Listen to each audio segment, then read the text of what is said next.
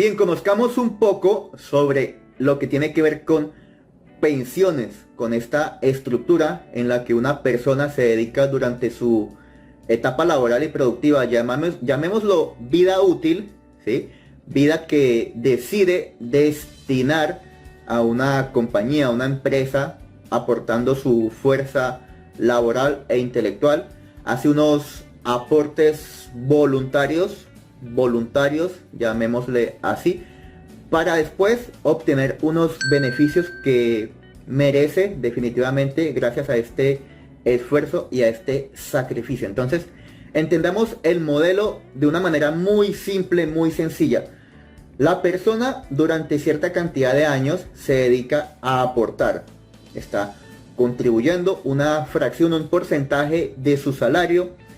Luego de cumplir con ciertas exigencias, cada país obviamente tendrá sus políticas, sus condiciones.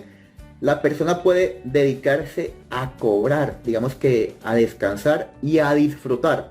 Aquí viene un concepto bastante interesante que es la jubilación. Jubilación viene de júbilo, de gozo, de alegría, de felicidad, pero no siempre es así. No es tan así como lo muestra esta teoría que estás viendo en la pantalla. Así no funciona del todo. Vamos a ir viéndolo entonces aquí a lo largo de este video. Entonces, la persona paga mes a mes. Pregúntate si tú eres un jubilado o si estás, digamos que en este proceso de estar aportando para llegar a cierta edad, para después cobrar lo que te mereces.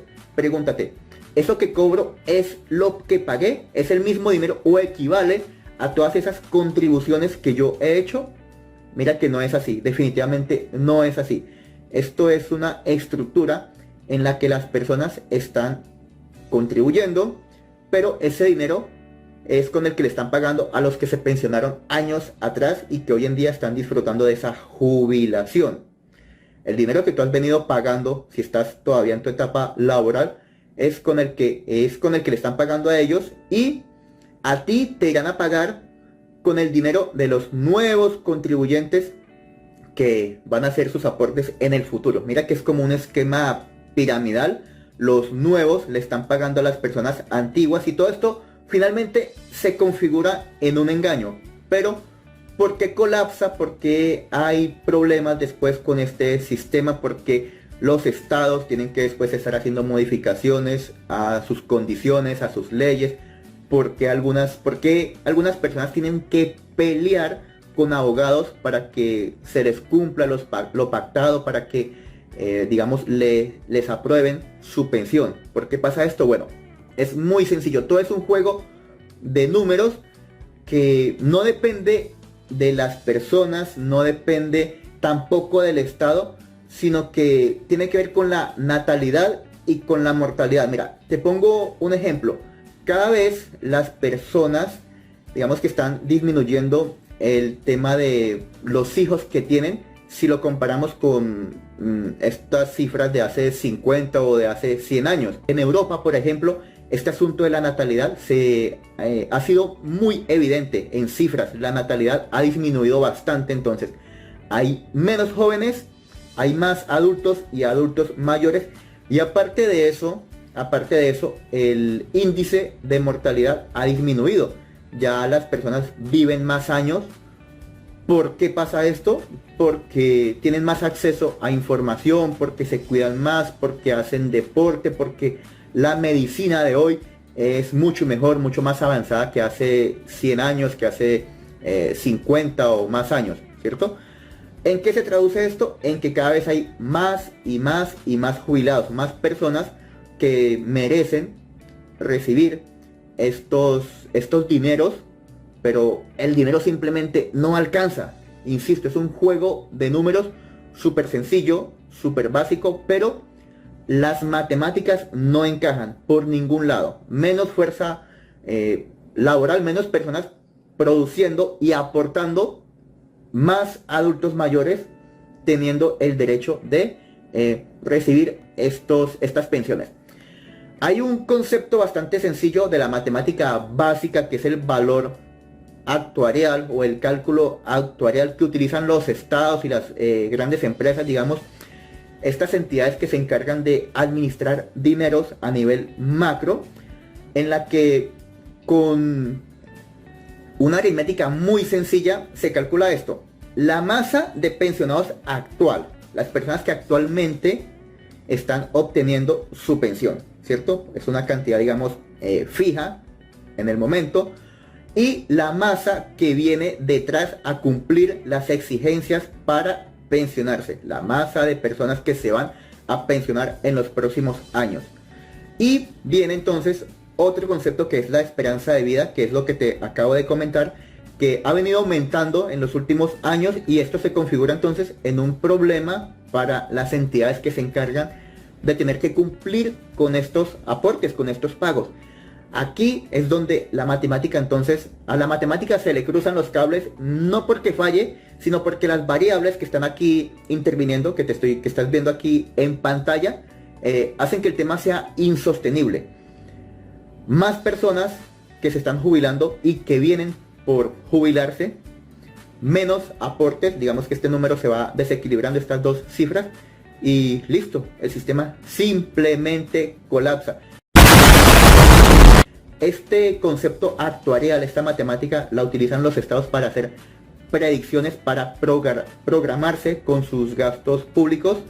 Y bueno, aquí entonces es donde les toca apretarse el cinturón, tomar decisiones que finalmente van a afectar a los que han accedido a este derecho. ¿Para qué usar entonces el cálculo actuarial? Como lo dije, es una matemática o es un tema de cálculos muy sencillo, se utilizan en economía, en contabilidad también, pues sencillo para usar variables y supuestos, evaluando presupuestos para agendarse y programar sus balances, los fondos, y saber si se puede cumplir en el futuro con un compromiso o simplemente no se puede cumplir, y qué hacer en caso tal, qué hacer en el caso de que se presente una situación y los números no alcancen, las cifras simplemente no sean suficientes. Bueno, con todo esto entonces, ya entendiendo el cálculo actuarial de una manera muy teórica, no voy a entrar acá en matemáticas complicadas ni a hacer cálculos que, que te dificulten aquí la manera de entender esto. Hay malas noticias. El dinero, confirmo nuevamente lo que te dije, el dinero que está cobrando el pensionado no es tuyo. Digamos que esa es la primer mala noticia. Viene de las personas que han estado aportando antes. Las personas antiguas están cobrando el dinero de los aportantes nuevos. Hasta ahí está súper claro, el engaño. Perfecto.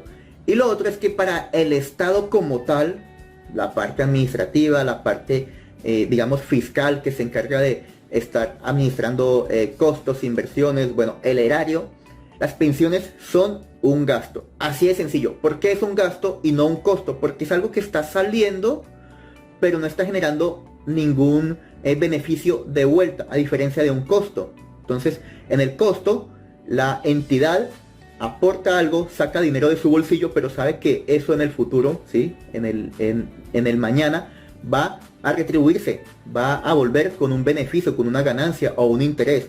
En las pensiones no pasa esto, simplemente es como una banda elástica, como un caucho que se va estirando, va creciendo, va creciendo, y en cualquier momento se daña, en cualquier momento revienta. Eso pasa con las pensiones, y por eso es que muchas veces hay protestas, por eso es que muchas veces digamos que hay paros incluso por estos temas en algunos países, porque las personas se dan cuenta del engaño, porque el Estado no cumple, no puede cumplir, y simplemente se está manifestando el colapso. Las matemáticas simplemente no coinciden.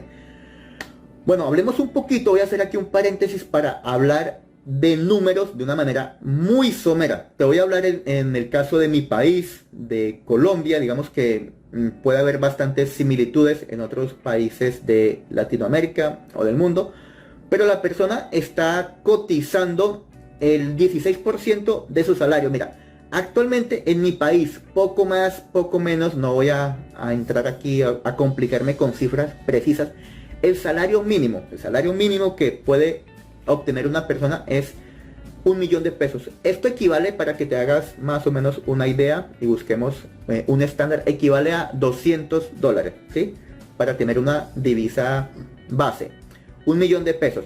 La persona está aportando el 16%. Fíjate que no es un valor pequeño, porcentualmente es algo, digamos, entre comillas, alto. Incluso creo que hace poco estuve mirando que tienen la intención de subirlo al 17. Tú dirás, bueno, un punto más, un punto menos, pero si tú miras la cifra, el número 1 frente a 16, porcentualmente también es algo considerable. Bueno, esto se paga entre el empleador y el empleado. Creo que 4% el empleador y 12% el empleado, para sumar este 16.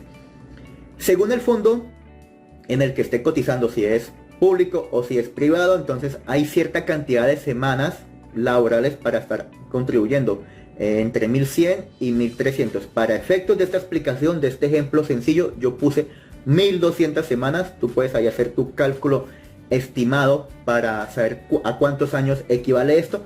También hay una edad mínima que digamos que a través de los últimos años ha venido aumentando en hombres y en mujeres. Es diferente. ¿Por qué? Por lo que te decía, la esperanza de vida ha venido aumentando en el último tiempo. Entonces, digamos que antes la persona se podía jubilar a los 55, ya después no, que a los 57, después no, que a los 60, y así seguimos. Hay una observación también que quiero hacer aquí. Tú te jubilas o te pensionas con un porcentaje, bueno, se sacan aquí unos cálculos y unas fórmulas matemáticas, con un porcentaje de tus últimos salarios. Supongamos que ganabas 1.000.000, que es el salario mínimo, entonces te van a pagar, tu pensión va a equivaler al 70%, 70 o 75, dejémoslo en 70% solo para efectos del ejemplo. Entonces te ganabas 1.000.000, entonces vas a obtener 700.000 pesos colombianos. Mira que aquí la matemática se pone un poquito más llamativa, como que ya el tema se pone más incómodo. Pero en Colombia no te pueden pagar menos del salario mínimo, ¿sí? No te pueden pagar por debajo en tu pensión. Entonces dejémoslo en 1.000.000, que como te lo dije al comienzo de esta lámina, es el salario base, el salario mínimo. Bueno, imagínate que una persona se pensiona a los 65 años, trabajó, supongamos que comenzó su etapa laboral a los 23 o a los 25 cuando salió de la universidad, tal vez antes, tal vez comenzó a los 20, trabajó hasta los 65, ahí logró pensionarse, ahí ya cumplió su edad, cumplió la cantidad de semanas, perfecto. Va a vivir 20 años más, de los 65 a los 85, 20 años obteniendo ese dinero. Mira, acuérdate de la pirámide. Hay personas que estuvieron cotizando antes, luego vienen más y más y más a aportar, pero el dinero simplemente no va a alcanzar. El cálculo actuarial te lo dice de una manera muy sencilla, no hay dinero para todos. Mira, aquí puedes simplemente poner el ejemplo, cuánto tiempo trabajó esta persona, cuánto aportó, cuánto va a vivir después como un pensionado, ¿sí? Y simplemente no hay dinero. ¿Por qué? Porque hay más gente cobrando, menos aportando y cada vez más personas haciendo uso de este derecho. La pregunta es, ¿esto es un buen negocio para quién? ¿Sí? ¿Será que las personas definitivamente de manera inteligente están obteniendo un beneficio después de haber hecho este sacrificio, después de haber pagado el precio de esta figura, de este modelo? ¿Será que sí? 40 años aportando un porcentaje de lo que te ganas, para luego estar durante 20 años en tu casa, descansando tranquilo, con tu familia, con tus nietos, obteniendo el 70% de lo que te ganabas en tu vida laboral. Vuelvo a lo mismo, disculpa que sea tan insistente con esto, matemáticas. Mira que las matemáticas no cuadran. Bien, el tercer punto que quiero tocar aquí es un tema que tiene que ver con la ignorancia, y no lo digo de manera ofensiva ni que la ignorancia sea algo malo.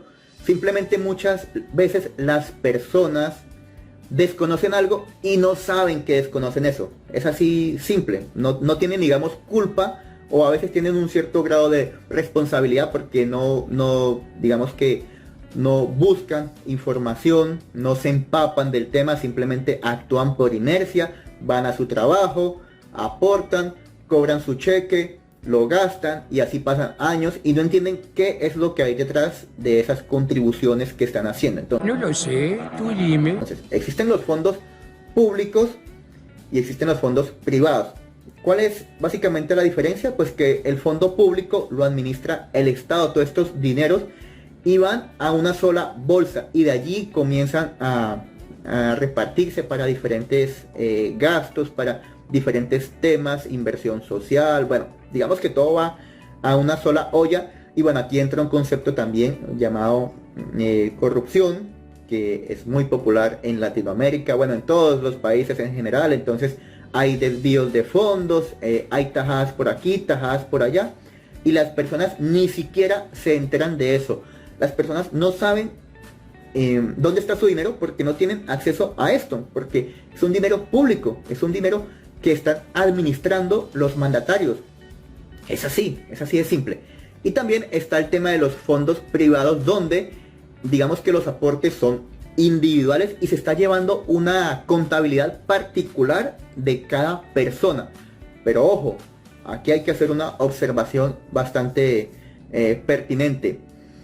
Estos fondos privados pertenecen a una entidad que es dueña de esos dineros, exactamente igual como cuando tú haces un depósito, estás ahorrando en el banco. Ese dinero ya no es tuyo, tú le estás otorgando la custodia al banco cuando haces ese depósito. Ellos pueden disponer de él para inversiones, para hacer préstamos, para sus actividades administrativas, en fin, ese dinero no es tuyo. Digamos que hay un título que te otorga la propiedad para cuando tú quieras cobrarlo, pero hay unos términos y condiciones donde tú asumes también unos riesgos, y así pasa aquí en los fondos privados. ¿Qué hay en los fondos privados? Inversión. Ellos están utilizando ese dinero en mesas de dinero, en el mercado bursátil, en el campo de las inversiones financieras, en la bolsa de valores, ¿sí? En fin, ¿para qué? Pues para hacerlo crecer, porque finalmente son una compañía que busca obtener utilidades sobre ese capital que ellos están gestionando. Mira que en ambos casos, en ambas situaciones, sea que estés cotizando en el fondo público o en el fondo privado, hay una dependencia, ¿sí? Digamos que esto es, entre comillas, un poquito inevitable, no hay nada que hacer, así funciona el modelo, es así. Entonces hay que saber diferenciar y hay que, bueno, saber cuáles son, digamos, las distinciones para que en caso tal tú tomes la mejor decisión. Si quieres cotizar a tu pensión, pues sepas qué pasa en un fondo público y en un fondo privado.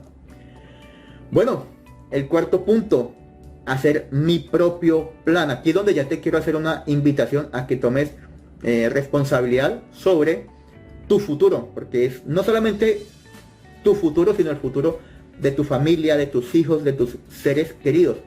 ¿Qué hago? ¿Delego esas funciones a un tercero o voy a vivir a expensas del gobierno? Es decir, destino mi pensión, la administración de ese dinero que estoy aportando, a una entidad privada, a una compañía que se dedica a esto, que sabe lo que hace, digamos que saben lo que hacen, o al Estado. Mira que aquí hay un tema bastante interesante, porque muchas personas quieren vivir a expensas del Estado, quieren que el Estado administre este tema, y lo que no saben o lo que olvidan es que el Estado vive a expensas de los demás, de las personas, de los ciudadanos, de toda esa comunidad contribuyente. Entonces digamos que hay un bucle bastante contradictorio. Imagínate una sociedad donde todas las personas están convencidas, o la mayoría de personas están convencidas de que es el Estado quien debe proveer estos temas, quien debe, digamos, tomar las decisiones sobre estos asuntos, ¿sí? Estamos hablando de nuestro futuro, de nuestra vejez, de nuestro capital, del capital del cual vamos a disponer de aquí a mañana. Entonces, querer vivir a expensas del Estado y no tener presente que el Estado vive a expensas de todos. Esto es lo que lleva a muchos modelos y sistemas económicos al colapso. Así de sencillo. Bueno, entonces te traigo unos factores para que tú sepas cómo comenzar, si estás en tu juventud, a gestionar una jubilación. Mira, tener en cuenta el tiempo, durante cuánto tiempo vas a guardar o almacenar dinero o hacer estos aportes, ¿sí? Si lo vas a hacer de manera formal con una entidad. ¿Cuándo vas a iniciar? Si a ese dinero que estás guardando o acumulando le vas a aplicar interés compuesto, qué cantidad de dinero vas a guardar en tu propio plan. Insisto, esto es tu propio plan, y tener en cuenta otras variables económicas que no puedes controlar, que no están, digamos, al alcance de tus capacidades, pero que sí puedes, digamos, tomar acciones, tomar hábitos que te ayuden a evitarlas. Por ejemplo, la devaluación, por ejemplo, la inflación, por ejemplo, no tener el dinero quieto, sino analizar divisas más fuertes o activos con los que puedes combatir la inflación de tu moneda local, de tu país. Entonces, miramos aquí un ejemplo y llevemos este caso a la vida real. Mira, lo más importante es la edad a la que comienzas. Entre más pronto, mejor. Yo sé que esto sonará muy obvio, pero es así, tengo que decirlo, es evidente. No es lo mismo que tú comiences un plan de retiro a los 25, a los 30 años, que comiences a los 18, que tengas, digamos, esa mentalidad y esa capacidad para tomar decisiones de decir, oye, voy a guardar el 5% de lo que me gane de aquí en adelante, y este va a ser mi retiro, y aparte ese dinero lo voy a invertir, o voy a comprar ciertos activos para esos activos después alquilarlos, o que me generen una ganancia pasiva, una ganancia residual, como por ejemplo el sector inmobiliario. Entonces, la edad en la que la persona comienza es lo más importante. Luego viene el periodo de acumulación. Imagínate que una persona comienza a hacer esto a los 20 años y tiene claro que va a estar acumulando dinero, un porcentaje de sus ganancias, hasta los 60.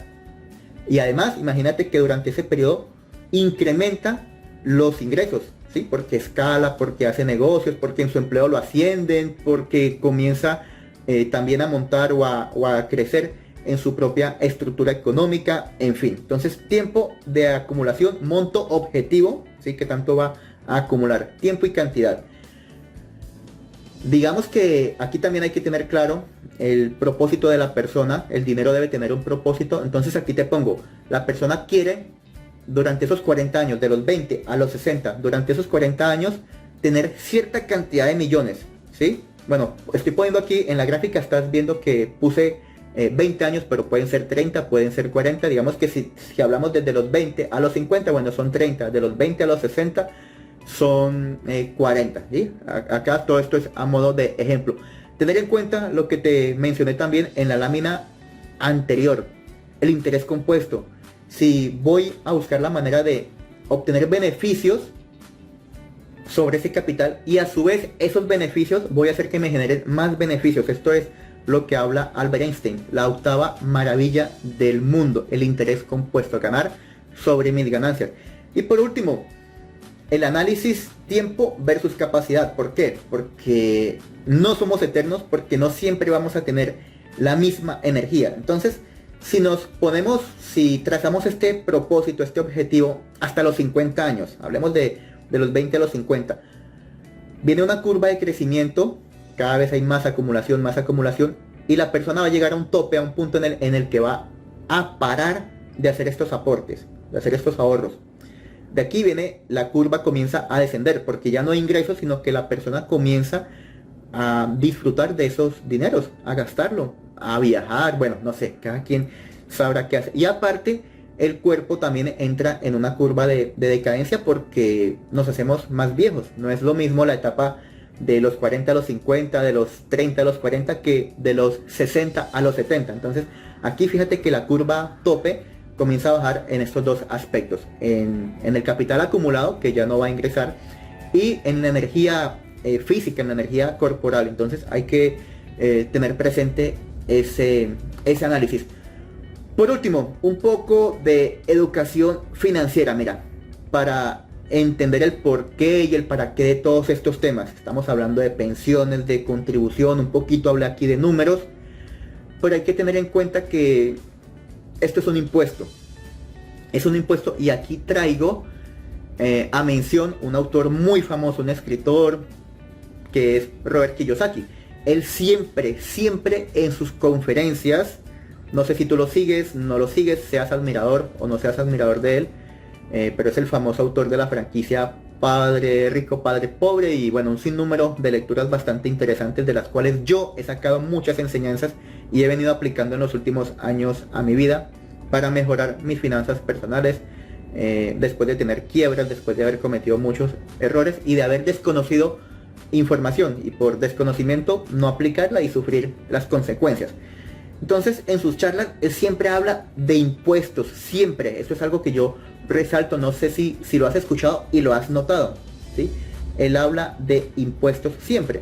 Y un impuesto es un aporte voluntariamente involuntario u obligatorio que nace desde el populismo, desde una parte o un sector administrativo que capta tus fondos, capta una porción de lo que tú pagas en un establecimiento o de lo que tú ganas en cualquier tipo de negocios, cuando obtienes ingresos más allá de tu salario. En tu salario también pagas impuestos cuando haces una venta. Bueno, aquí viene ya cada país con sus políticas para digamos, saber, bueno, decidir cómo genera estos fondos por parte de los contribuyentes. Entonces aquí hay un tema de populismo con un discurso de distribución de dineros. Ellos, el Estado, son los que se encargan de hacer esta gestión.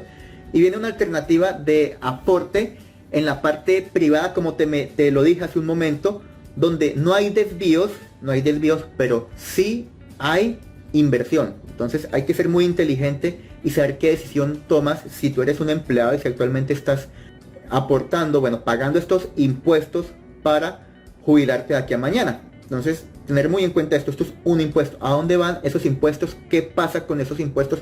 ¿Qué se hace con ese dinero? ¿De verdad en el futuro podré obtenerlos? También te invito a que esta información que yo te he dado te sirva como base de independencia para que tú hagas tu propio plan, para que tú te hagas responsable de tu futuro y el futuro de tu familia, que es la mejor empresa, es lo mejor que puede, es la mejor inversión que puede haber tu familia, y entiendas lo que hay detrás de un enunciado de supuesta seguridad social, que es lo que nos venden los gobiernos.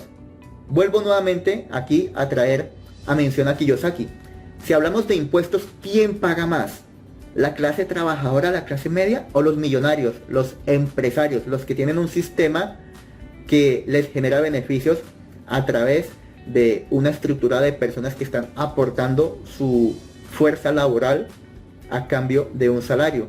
Mira que todo esto es una trampa, como él lo dice. ¿Cuál es el objetivo del gobierno en su discurso para la clase trabajadora? Dicen que son los encargados del bienestar social, de dar bien común, pero mira que esto es simplemente un discurso. Entonces aquí también te hago una invitación para que te quede esto como enseñanza en este material, en este contenido, y lo apliques a tu vida.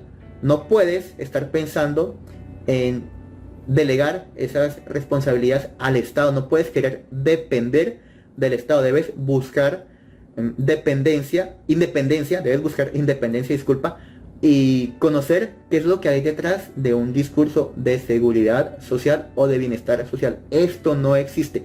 Si nos vamos a los orígenes de este tema de las pensiones, comienza por allá en Alemania, y de una manera muy descarada pero a la vez maquillada, las personas, los mandatarios y líderes que comenzaron a implementar esto, a sacarle una porción del salario a sus trabajadores para en el futuro darles un merecido descanso y un merecido derecho a ganar por todo este tiempo pagando.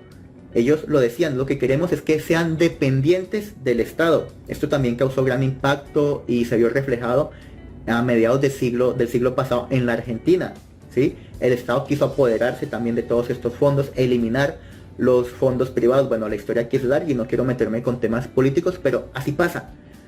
Querer que las personas sean dependientes del Estado, y esto es lo peor. Bueno, hasta aquí dejo este video, disculpa que me extendí un poco, espero verte de verdad de corazón aportado valor. Si fue así, déjame un like, comparte y suscríbete activando la campanita de notificaciones. Nos vemos en una próxima ocasión. Chao, chao.